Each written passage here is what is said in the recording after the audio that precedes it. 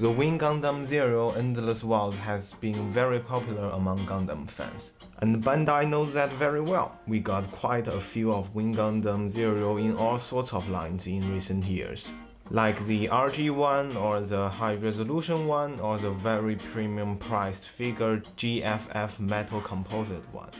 But when it comes to the one grade I actually want, the Master Grade Wing Gundam Zero Endless World has been out for 16 years. The aesthetic of that one does not age very well for me. I have been wanting a 100 scale one for quite a while. The high resolution one does not meet my financial capabilities, and the Master Grade one is just way too old. So I had high expectations for this one. It is a Ver.Ka after all. Before we look into this kit, I need to say that I have not watched the Wing Gundam anime and did not have any Wing Gundam Zero kit before. So if I say something that is very inaccurate, I'm sorry. Now let's see how it performs. The aesthetic changes with this one is very obvious when you compare it to the old MG kit. Slimmer body, longer legs, more details and pinna lines. To be honest, the legs feel just a bit too long. Comparing to the leg, the front skirt armor seems tiny. It is definitely intentional, but I think I would like to have the front skirt armor just a touch bigger. And of course, this is a Ver.Ka, so it got a ton of water slide details. I am planning to paint this kit in the future, so for now I won't apply them yet. It has a lot of tiny grid parts as details on the outer armor. There are also two kinds of blue and two kinds of white. The differences between the white parts are pretty small, so it might be hard to see on camera. This kind of color separation reminds me a lot of the real gray's color variant. Combining this with all the pinna lines, gray part details, it looks already gorgeous just built out of box. And I think if you have the patience to apply all these water slide decals, it might look even better. The main concerns I had before is its stability when standing and the rigidity of those little connection arms for the wings. Long legs with giant wings is not exactly a good match in most cases. You can make it stand with the wings on, but barely. You need to make the body lean forward quite a bit, and even after that it won't be stable. But this kit does comes with a stand, which is very useful for all kinds of posing. Just slap the Wing Gundam onto the stand if you want to do any poses. Otherwise, you will be adjusting the angle of those slim legs and feet for quite some time. In order to use the stand, you just need to pop this part out and use this connection piece. A lot of suits with giant gear on the back has rigidity issues, mostly being the connection is very fragile and unstable. However, that is not the case with this new Ver.Ka at all. The wings on the back is really stable. No matter how hard I shake it, the wing stays. The legs on the other hand does not. The head looks pretty good in most directions. The stickers used for the cameras are pretty interesting. They are the same color. However, after you applying them onto the head, the bottom camera looks like a blue and the up camera looks like a green. I'm guessing it's some kind of changing color sticker that reflect different kinds of light at different angles. Not entirely sure though. You can also deploy the Zero system with this kit. Open these ears. The head looks better after opening them. Drag down the lower part of... I don't know how does this part work in the anime, but this looks pretty weird. Almost looks like this part is not attaching to the body properly, instead of it is an opening mechanism. On the back of the leg, splitting these two. Open this and this. And that's all for the Zero system. Not really a dramatic change, not even that noticeable looking at the front. You can get the machine cannons out by opening this. This is a master grade, so you can of course open the cockpit hatch. The hero figure inside looks good. The little hero figure comes with this kit is also pretty sharp and nicely detailed. Now for the articulation, the head can do a 360. Not a lot of movement with other directions. It can shake its head pretty well though. The different layers of the armor here can be adjusted a tiny bit. Pull out the shoulder armor and the chest. The arms can move forward really well. This is specifically designed to hold the combined Buster Rifle. Can't raise the arm too high, the big shoulder armor will block the way. Rotation 360, another 360. The hand can touch the shoulder armor. Here is an extra rotation joint just like the Revive Zaku. The hand uses one ball joint, a very tight one. You can definitely count on it to carry the Buster Rifle. The waist can only bend forward like this. There are no side waddles or back bend. And when it is bent, there are two gaps you can see on the side. The skirt armors can all move to a positions where they will not interfere with the leg's movement. So a front kick 90 degrees, a side kick 70 degrees, and a back kick 90 degrees. Good. There are two very interesting joints here on the crotch. The first, you can rotate it to move the leg up or down. And with the second one, you can move these legs forward or backward. This is also specifically designed to do the descending from above with the two Buster Rifle pose. Looks like a ballet dancer. In order to bend the leg all the way, you need to open these two plate armor first. And then you will have this beautiful 180-degree bend with this smooth interlock armor section on the upper leg. That is pretty smooth.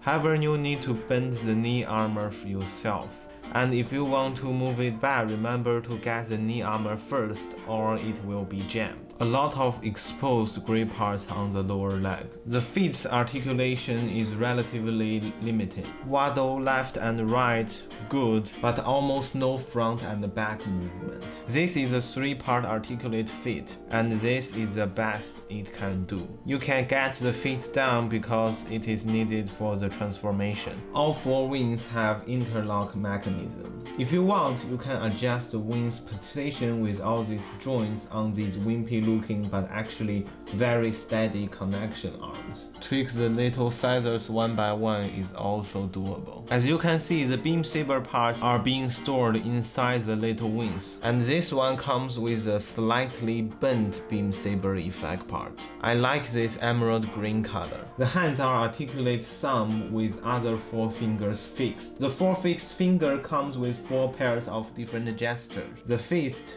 the beam saber holding hand, the Buster Rifle holding hand, and an open hand. If you want, you can just pop the beam saber onto this hand and use it. The same goes for the Buster Rifle. The shield also has a pair of interlock fins.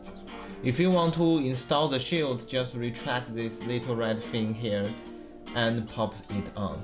And there you go. The Buster Rifle looks pretty detailed, and it does not have any seam line you need to remove, though there are 2 long mold lines on each side.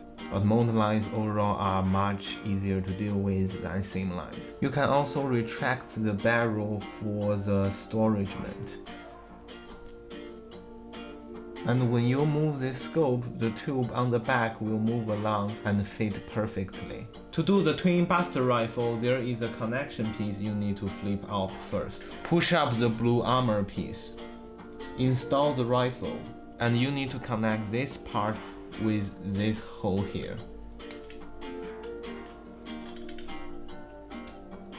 Flip these out.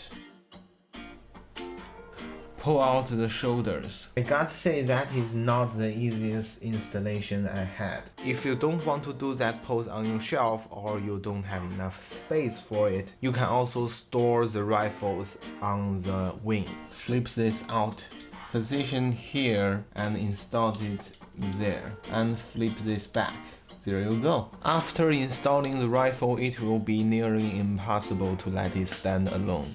Before we do the bird form, let's check out the atmosphere entry mode first. Get the shoulders down, rotate this part 360, and turn the wing forward. Attach this connection piece onto it first. Turn the feet down, move out these wings. Get it open. And there you have it, the atmosphere entry mode. Now let's check out the bird form. Pull out the knee armor. Bend the upper leg first, the lower leg second. Turn the feet down. Rotate the forearm. Get the blue armor part up. Move the side skirt armor away. Get the backpack down. This backpack can't really take that much force. Connect this part with this hole here. Rotate this part like this. Same on the other side. Lift up the leg and get those wings on the front. Another connection piece you need to install here and get those wings onto it. Now get the shield and flip this part out. Pull this part. Rotate here. Get it down. Get this part out. Connect this to the back.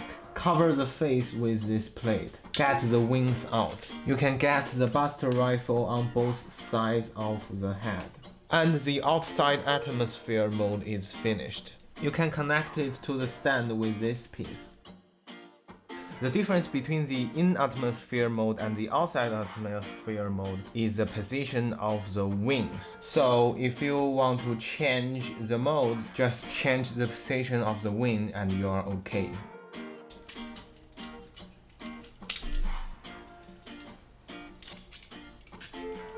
And there you go, the in-atmosphere mode. It uses the same connection piece. In this mode, it looks alright if you look from the above, but from below, it is very clear that this is just a Gundam laying down in a very weird position. The transformation process is fine, not really a pleasure. I bought a lot of Transformers back when the first 2 live-action movie came out.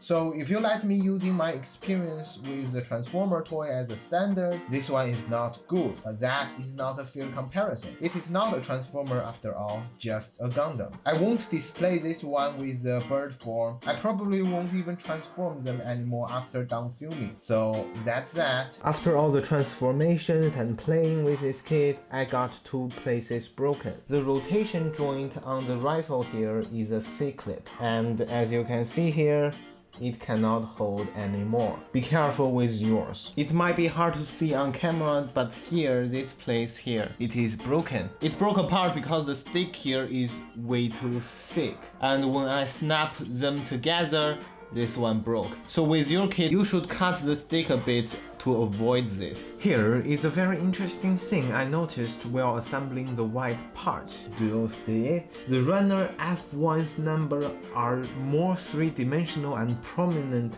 than runner D's. That is weird, because white plastic parts are usually more transparent than other colors, just like runner D. The only cause for this lack of transparency I know of is painting.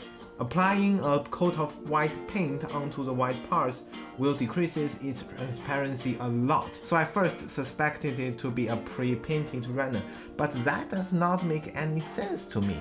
This is Bandai. So I cut 2 slices of plastic from each runners.